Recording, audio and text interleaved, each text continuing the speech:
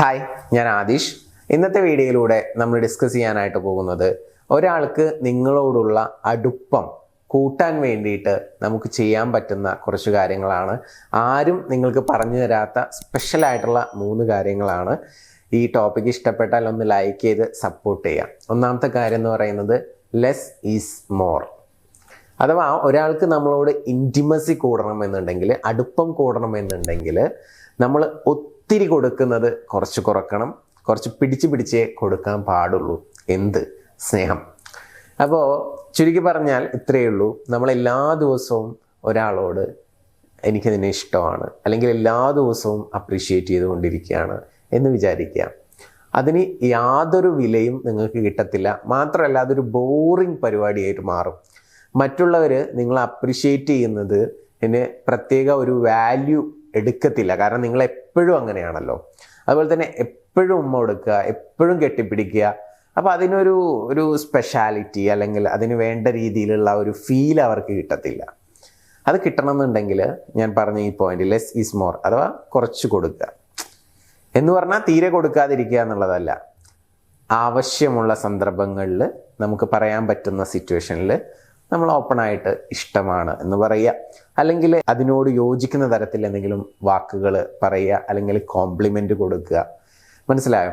ഇത് ഒരു കിസ് കൊടുക്കുന്നതാവാം, അല്ലെങ്കിൽ ഒരു സ്പർശനമാവാം, നോൺ സെക്ച്വൽ ആയിട്ടുള്ള എക്സ്പ്രഷൻസ് ഉണ്ടല്ലോ, അതൊക്കെ ആവാം. പുറകിൽ നിന്നുള്ള ഒരു ഹഗ് ആവാം. ഇതൊക്കെ എപ്പോഴും ചെയ്യാതിരിക്കുക. ഇടയ്ക്ക് പറ്റുന്ന സന്ദർഭത്തിൽ ഒന്ന് കോൺഷ്യസ് ആയിട്ട് തന്നെ ചെയ്തു നോക്കുക. അതിൻ്റെ ഒരു റിസൾട്ട്, ഇമ്പാക്റ്റ് എന്ന് പറയുന്നത് വളരെ വലുതായിരിക്കും. ഒരു വ്യക്തിയുമായിട്ട് ഒരു ഇൻറ്റിമസി ഉണ്ടാക്കിയെടുക്കാൻ നമുക്ക് ഈസി ആയിട്ട് ഈ ഒരു മാർഗത്തിലൂടെ പറ്റുമെന്നുള്ളതാണ്. So try it.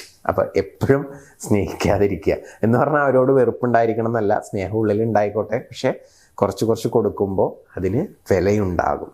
ഓക്കെ. രണ്ടാമത്തെ പ്രധാനപ്പെട്ട കാര്യം എന്ന് പറയുന്നത്, നമുക്ക് ഒരു റിലേഷൻഷിപ്പിൽ, അത് ഫ്രണ്ട്ഷിപ്പ് ആയിക്കോട്ടെ, ലവ് റിലേഷൻഷിപ്പ് ആയിക്കോട്ടെ, പാർട്ട്നേഴ്സ് ആയിക്കോട്ടെ, നമ്മൾ റിജക്ഷൻസ് ഉണ്ടാവുക എന്ന് പറയുന്നത് സ്വാഭാവികമാണ്. ആ റിജക്ഷൻസിനെ എങ്ങനെ ഹാൻഡിൽ ചെയ്യണം എന്നുള്ളത് കൃത്യമായിട്ട് നമുക്ക് അറിയാൻ പറ്റുകയാണെന്നുണ്ടെങ്കിൽ വളരെ ഈസിയാണ്.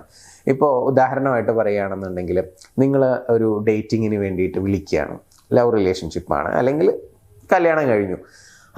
അന്നത്തെ ദിവസം അവർക്ക് താല്പര്യമില്ല, അല്ലെങ്കിൽ വേറെ എന്തെങ്കിലും തിരക്കാണ്. റിജക്റ്റ് ചെയ്ത് കഴിഞ്ഞാൽ നിങ്ങളെപ്പോഴും ഇങ്ങനെ തന്നെ പറയാറ് എന്നുള്ള രീതിയിൽ നമ്മൾ പറഞ്ഞുകൊണ്ട്, സ്ത്രീ ആയിക്കോട്ടെ പുരുഷനായിക്കോട്ടെ, ആര് റിജക്റ്റ് ചെയ്താലും ഓപ്പോസിറ്റ് നിൽക്കുന്ന വേറൊരാളായിരിക്കും. ആ റിജക്ഷൻ കിട്ടുന്ന ആൾ ചിലപ്പോൾ പരാതി പറയും, എപ്പോഴും ഇങ്ങനെയാണെന്ന് പറയും.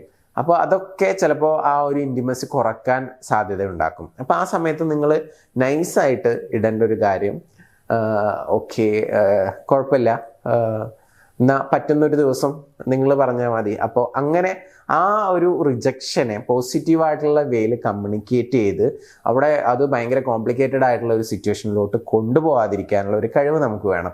അപ്പോൾ റിജക്ഷൻസിനെ ഹാൻഡിൽ ചെയ്യാൻ കഴിയുക എന്ന് പറയുന്നത് ഒരു സൂപ്പർ പവറാണ്. അതുണ്ടെന്നുണ്ടെങ്കിൽ തീർച്ചയായിട്ടും ഇൻറ്റിമസി കൂട്ടിയെടുക്കാനുള്ള ഒരു മാർഗമായിട്ട് നമുക്ക് അതിനെ യൂസ് ചെയ്യാനായിട്ട് പറ്റും. പിന്നെ അതുപോലെ തന്നെ ഇപ്പോൾ ഒരു മൂവിക്ക് പോകേണ്ട കാര്യം സംസാരിക്കുകയാണെങ്കിൽ, ഇപ്പോൾ നിങ്ങൾ സംസാരിക്കുന്നത്, നിങ്ങൾ താല്പര്യപ്പെടുന്ന ഒരു ദിവസം നോ പറയുകയാണെന്നുണ്ടെങ്കിൽ, എന്നാൽ നമുക്ക് സൗകര്യമുള്ള ഒരു ദിവസം നമുക്ക് പോവാം എന്നുള്ള രീതിയിൽ സംസാരിക്കുക.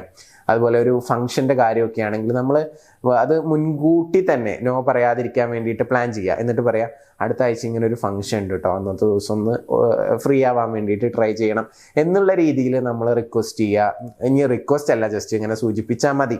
വലിയ രീതിയിൽ അങ്ങനെ റിക്വസ്റ്റ് ചെയ്യണം എന്നൊന്നുമില്ല. എല്ലാവരും ഈക്വൽ ആണല്ലോ, സ്നേഹിക്കുന്ന ആളുകളൊക്കെ. അപ്പോൾ ആ രീതിയിൽ നിങ്ങൾ അവരോട് സംസാരിക്കുകയാണെന്നുണ്ടെങ്കിൽ റിജക്ഷൻസ് പരമാവധി ഒഴിവാക്കാൻ പറ്റും.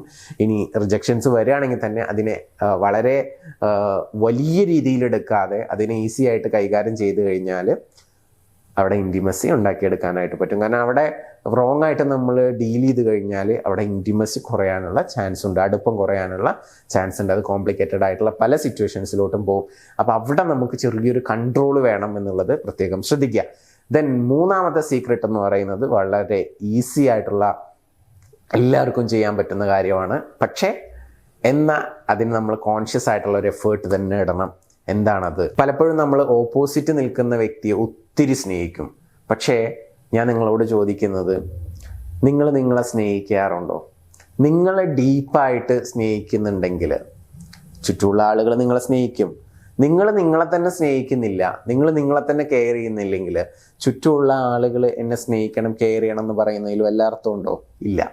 സോ അതുകൊണ്ട് തന്നെ സെൽഫ് ലവ് നന്നായിട്ട് പ്രാക്ടീസ് ചെയ്യുക. നമ്മുടെ ഈ ചാനലിൽ തന്നെ ഞാൻ ഏകദേശം 20 ടിപ്സ് 20 വേയ്സ് പറഞ്ഞിട്ടുണ്ട്. കുറച്ച് ഒരു 1 മന്ത് 2 മന്ത് മുമ്പ് ചെയ്തിട്ടുള്ള വീഡിയോസിലാണ് അത് പറഞ്ഞിട്ടുള്ളത്. അപ്പോൾ ആ വീഡിയോ കാണാത്തവരുണ്ടെങ്കിൽ ജസ്റ്റ് അതൊന്ന് പോയിട്ട് കാണുക. ഇനി ആ വീഡിയോ നിങ്ങൾക്ക് ആവശ്യമുണ്ടെന്നുണ്ടെങ്കിൽ മുകളിൽ കാണുന്ന നമ്പറിലോട്ട് ജസ്റ്റ് ഒന്ന് മെസ്സേജ് ഇട്ടാൽ മതി, അവരയച്ചു തരുന്നതാണ് സെൽഫ് ലവ് ഇമ്പ്രൂവ് ചെയ്യാനുള്ള ടിപ്സുകൾ. ഓക്കെ, സെൽഫ് ലവ് നന്നായിട്ട് പ്രാക്ടീസ് ചെയ്യുക. സെൽഫ് ലവ് ഉണ്ടായിരിക്കണം, നമ്മൾ നമ്മളെ തന്നെ സ്നേഹിക്കണം.